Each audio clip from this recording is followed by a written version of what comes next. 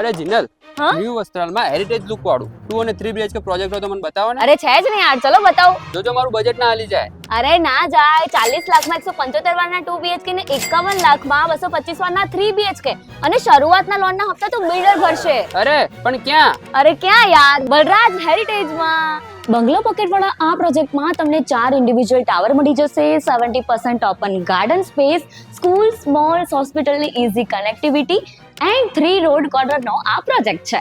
તો ચલો હવે સેમ્પલ હાઉસ એક્સપ્લોર કરીએ. આ આવી ગયો 2 BHK નો લિવિંગ રૂમ અને અહીંયા આવશે બાલ્કની. આ આવી ગયો તમારો કિચન એરિયા.